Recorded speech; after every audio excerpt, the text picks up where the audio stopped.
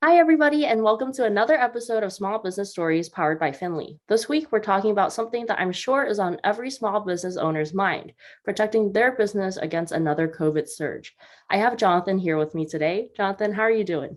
I'm doing great. How are you, Angie?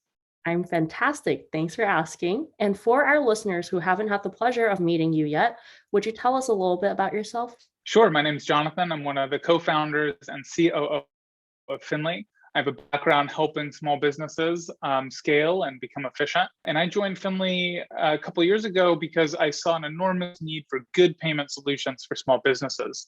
So here I am.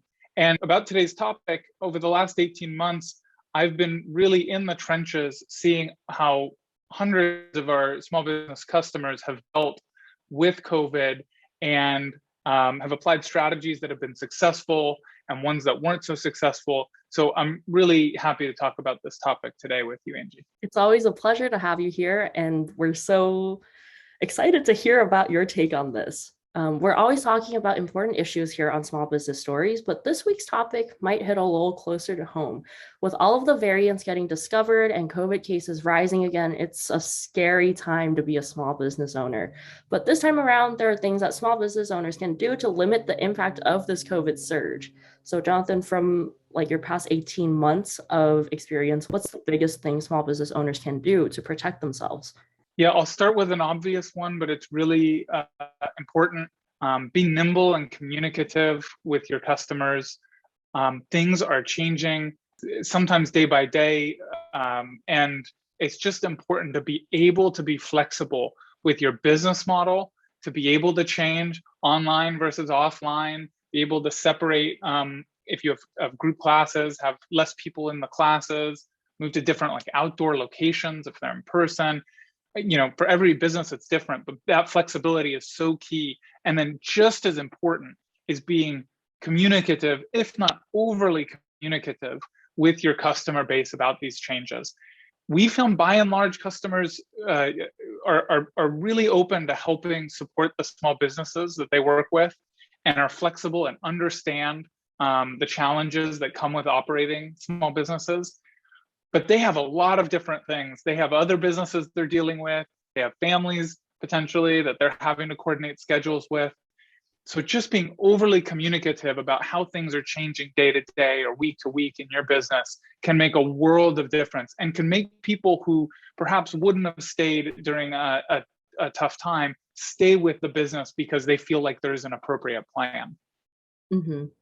When you run a small business, you're really a part of a community, and like you really can rely on the people who have supported you in the past to like continue to support you if you're taking all the precautions and like if you're being communicative. What else can a small business do? I won't go too much over cutting expenses because I think that's probably one that everyone's looked at and is pretty obvious. But don't be afraid to explore how to increase your revenue. Um, I, you can increase pricing if you feel like your pricing is below market and there's some other reason to increase pricing. You can also offer new services and really be innovative there and try something out. For example, we had quite a few businesses that we worked with that started offering classes for corporations for their employees that were working at home for the first time. And so classes that typically were for children or were for families were repurposed to be from employees working from home that needed a break or needed some exercise. So that was just one example. Another example is, as Angie mentioned, a lot of your customers want to support you and are proud to support the small businesses in their community. Well, help them show that pride.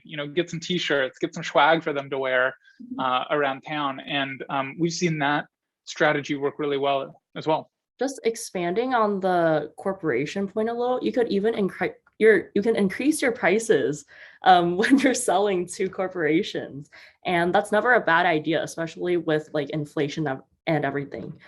We actually did an episode of Small Business Stories about how to raise your prices without upsetting your customers a couple of weeks ago, and I'll link that in the description. So be sure to check that out. Anything else, Jonathan? Well, if you've heard any more of these talks we've done before, I'm a stickler for policies and setting expectations. There's no difference here. Have good set policies around what happens in these strange circumstances we're in. If someone's sick with COVID and they can't attend, do they get a refund? Do they get a credit? What happens if it's the flu? Is it a general policy? Is it just with COVID? It's good to have those policies in place. It's good for everyone. And it's your business. You can break those policies when you feel that you need to. Yeah, it's always better to be strict like in the beginning and then become more lax afterwards than to go the other way around. That's exactly right.